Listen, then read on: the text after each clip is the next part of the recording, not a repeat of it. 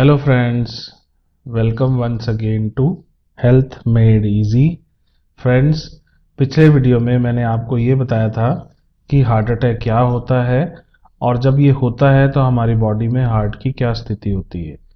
Friends, हमें ये तो पता चल गया कि हार्ट में ब्लॉकेज का कारण हाई कोलेस्ट्रॉल और हाई ट्राइग्लिसराइड्स का होना है, लेकिन अब सवाल ये है कि ये कोलेस्ट्रॉल हाई क्यों हो जाता है और ये कोलेस्ट्रॉल हमारी बॉडी में आता कहाँ से है और ये हमारे शरीर में हाई क्यों हो जाता है।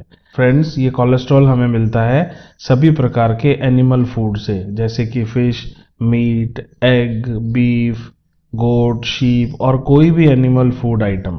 फ्रेंड्स, अब जो लोग नॉनवेज नहीं खाते वो लोग ये सवाल करेंगे कि फिर हमारा कोलेस्ट्रॉल कैसे बढ़ गया। तो फ्रेंड्स, मिल्क या दूध एक एनिमल प्रोडक्ट है और दूध में कोलेस्ट्रॉल की मात्रा पाई जाती है। जो लोग नॉनवेज नहीं खाते हैं वे सभी लोग भी दूध का सेवन तो ज़रूर करते ही हैं, और अगर आप मलाई, बटर, घी आदि खाते हैं तो आपका कोलेस्ट्रॉल लेवल बढ़ सकता है, ये हाई हो सकता है। फ्रेंड्स, इसके बाद अगला सवाल ये है कि ट्राइग्लिसराइड्स हमारी बॉडी में कहाँ से आते हैं।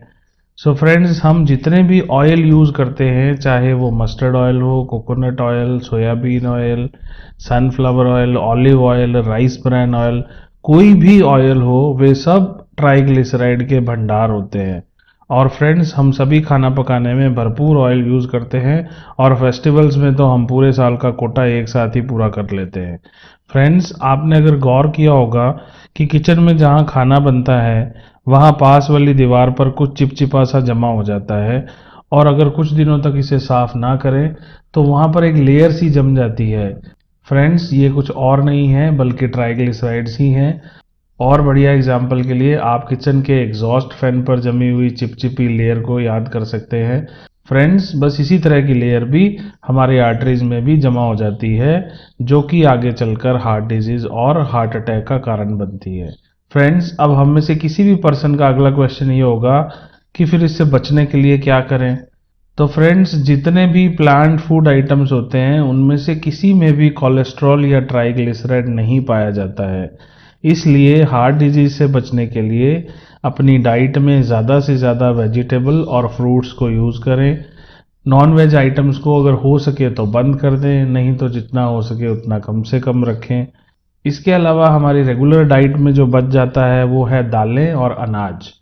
तो फ्रेंड्स, सभी दालों में और अनाज में कुछ मात्रा में ऑयल पाया जाता है, जो कि आपकी बॉडी की फैट की रिक्वायरमेंट को पूरा करने के लिए सफिशिएंट होता है।